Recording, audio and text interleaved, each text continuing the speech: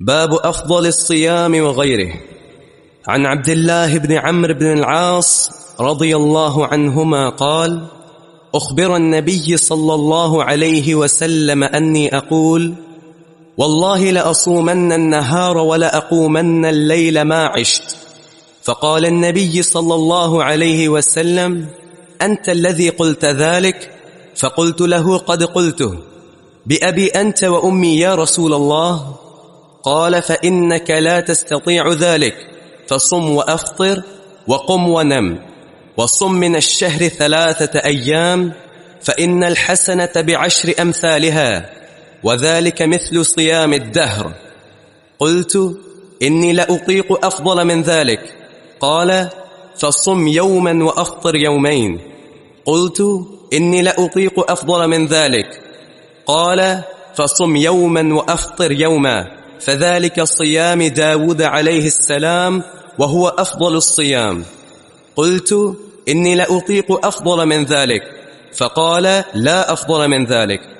وفي رواية قال: لا صوم فوق صوم أخي داود عليه السلام، شطر الدهر صم يوما وأفطر يوما. جزاک اللہ خیر. باب افضل الصیام وغیرہ، جس کا معنی یہ ہے کہ افضل روزے اور غیر افضل روزے. اب تک جو روزوں کے تعلق سے احادیث ہم نے پڑھی ان میں فردی روزوں کا بیان تھا. فردی روزے 2 قسم کے ہیں، ایک رمضان کے وہ فرض ہیں، کتب علیکم الصیام، اور دوسرے نذر کے روزے. کوئی شخص اگر نذر مان لے کہ میرا فلاں کام اگر ہو جائے تو میں روزہ رکھوں گا، تو وہ روزہ اس نے اپنے اوپر فرض کر لی. حتیٰ کہ اگر روزہ رکھے بغیر وہ فوت ہو جائے تو جو اس کا ولی ہے یا وارث ہے یا قرابت دار ہے اس پر یہ ضروری ہوگا کہ وہ روزہ رکھے وہ، تاکہ اس کے فرض کی تکمیل ہو جائے. تو فرضی روزوں کے بیان کے بعد اب نفلی روزوں کے بیان پر آتے ہیں. افضل الصیام بغیرہ، افضل روزے اور غیر افضل روزے. یعنی نفلی روزوں میں کچھ روزے ایسے ہیں جو افضل ہیں، اور کچھ ایسے ہیں جو افضل نہیں ہیں، جن میں ثواب نہیں ہے، اجر نہیں ہے، جو ممنوع ہیں اور جو ناجائز ہیں. افضل اور غیر افضل، ان 2 قسم کے روزوں میں فرق کیا ہے؟ فرق ایک شخصیت کا ہے بس. کوئی بھی عمل ہو، افضل اور غیر افضل میں، مقبول اور مردود میں، فرق صرف ایک شخصیت کا ہے، اور وہ محمد الرسول اللہ صلی اللہ علیہ وسلم. صحیح بخاری کی حدیث کے مطابق محمد صلی اللہ علیہ وسلم فرق بین الناس، کہ محمد صلی اللہ علیہ وسلم ہی لوگوں کے بیچ میں فرق ہے. کون بندہ صالح ہے، نیک ہے، اور کون بندہ بد ہے، یہ فرق اللہ کے پیغمبر.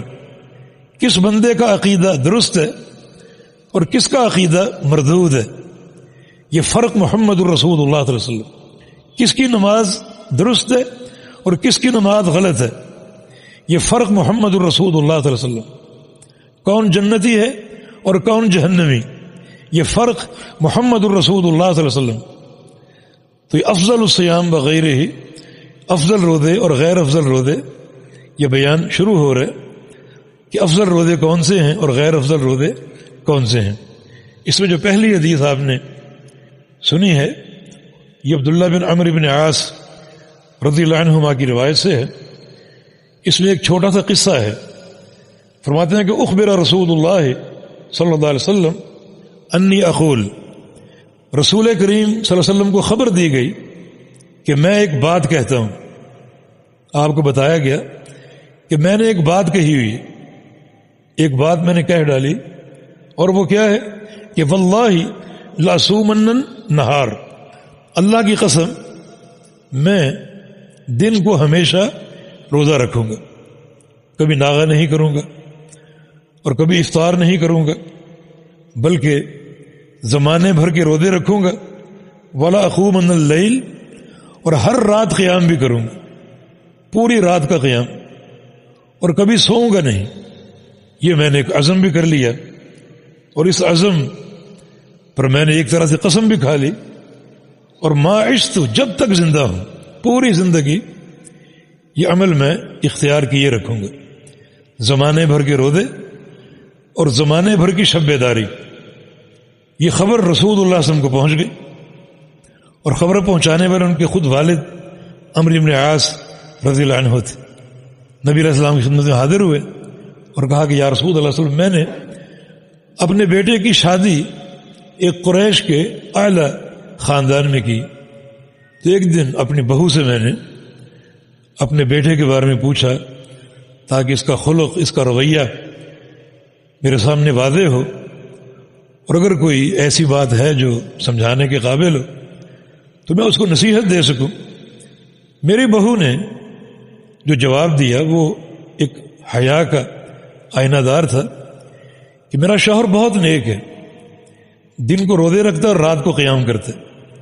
اپنا پیغام مجھے دے دیا، جب رات کو قیام کرتا ہے پوری رات اور دن کو روزے رکھتا ہے تو پھر جو زوجیت کا ایک تعلق اور وظیفہ ہے وہ اب تک اس نے قائم نہیں کیا، یہ میاں بیوی کا ملاپ اور تعلق وہ اب تک میرے قریب نہیں آ سکا، اور یہ اس کا تقوی، اس بیوی نے اپنے شوہر کی اس بات کو تقوی کے ایک آئینے کے طور پر پیش کیا۔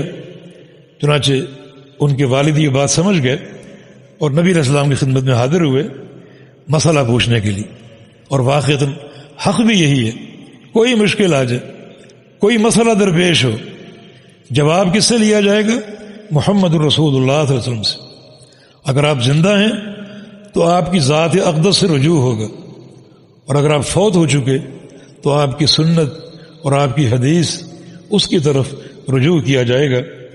چنانچہ نبی علیہ السلام نے مجھے بلا لیا اور فرمایا کہ انت الذی قلت ذلک، تم نے یہ بات کہی ہے زمانے بھر کے روزوں کی، عمر بھر کے قیام کی؟ قلت، میں نے عرض کیا کہ قد قلت، جی میں نے یہ بات کہی ہے کہ ابی انت و امی، میرے ماں باپ آپ پر قربان ہوں۔ فقال، رسول اللہ صلی اللہ علیہ وسلم نے ارشاد فرمایا فإنک لا تستطيع ذلک، آپ اس کی طاقت نہیں رکھ سکتے، زمانے بھر کے روزوں کی آپ میں طاقت ہے ہی نہیں، یہ کام آپ کر ہی نہیں سکتے۔ تو میرا مشورہ یہ کہ فصم و افطر و قم و نم، آپ روزے رکھیں اور افطار بھی کریں، روزے بھی رکھیں، ناغا بھی کریں، اور رات کو قیام بھی کریں اور سوئیں بھی، کچھ وقت قیام میں گزاریں اور کچھ وقت سو کر گزاریں۔ وصم من الشہر ثلاثۃ ایام، روزے اس طرح رکھیں کہ ہر مہینے 3 روزے رکھو، جن کو ایام بیز بھی کہا جاتا ہے، یعنی چاند کی 13، 14 اور 15 تاریخ کے روزے، ہر مہینے سے ان 3 روزوں کا تم انتخاب کر لو اور یہ کافی ہیں۔ فإن الحسنۃ بعشر امثالها، کیونکہ ایک نیکی کا جو صلہ اور ثواب ہے وہ 10 گنا ہے۔ جب ہر مہینے سے 3 روزے آپ منتخب کریں گے تو یہ 30 روزوں کا ثواب آپ کو مل جائے گا، اور اگر ہر مہینے رکھیں گے تو یہ زمانے بھر کے روزے ہو جائیں گے۔ یعنی آپ چاہتے ہیں کہ زمانے بھر کے روزے رکھیں، تو زمانے بھر کے روزے رکھنے کا طریقہ میں آپ کو بتا دیتا ہوں۔ دین اسلام میں نیکی کا صلہ 10 گنا ہے، ہر مہینے 3 روزے رکھیں تو 30 کا عدد ہو جائے گا، اور جب ہر مہینے رکھیں گے تو پھر یہ صیام الدہر ہو جائے گا اور زمانے بھر کے روزے ہو جائیں گے۔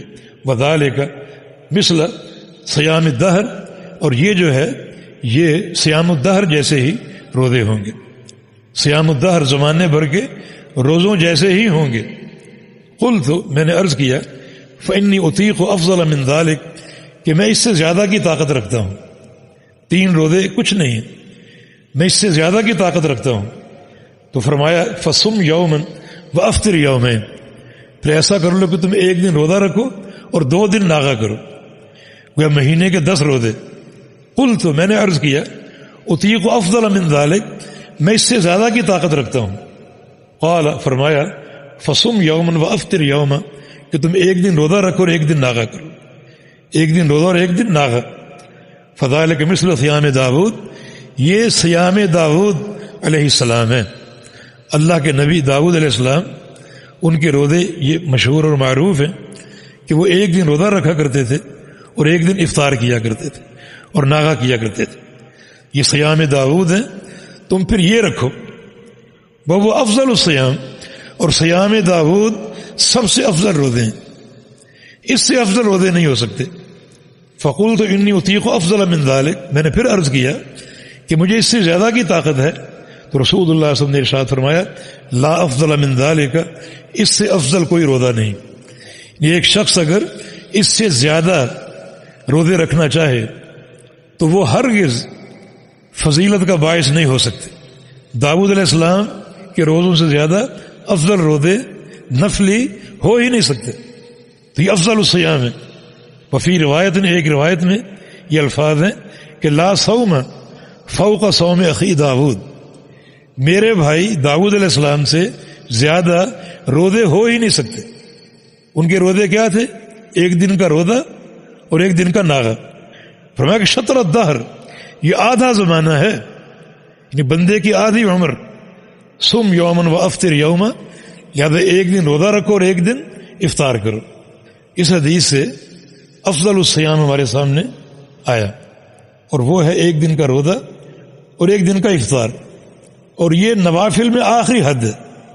اس سے زیادہ روزے رکھنا شرعاً ناجائز ہے اور پیارے پیغمبر کی تعلیم اور اس دین کے خلاف ہے.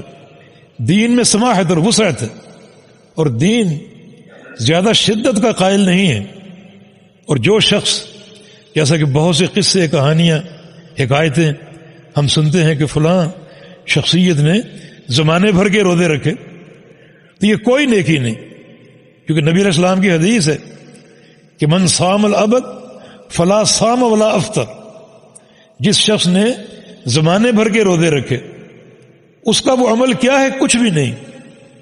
نہ اس نے روزہ رکھا نہ اس نے افطار کیا، اس کی کوئی چیز قبول نہیں.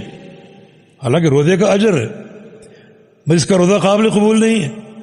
افطار کا اجر ہے، اس کا افطار قابل قبول نہیں ہے. اس کا یہ عمل کوئی وقعت نہیں رکھتا. بلکہ نبی علیہ السلام کی ایک حدیث میں اس کی ایک شدید وعید مذکور ہے. فرمایا کہ من صام الدہر ضیقت علیہ جہنم، جو شخص زمانے بھر کے روزے رکھے گا اس پر جہنم تنگ کر دی جائے گی، یعنی وہ جہنم میں داخل کیا جائے گا، جہنم میں جلایا جائے گا. اور اس پر اضافی عذاب یہ ہوگا کہ اس کو جہنم دبائے گی، بھینچے گی اور اس کے جسم کو دبا لے گی.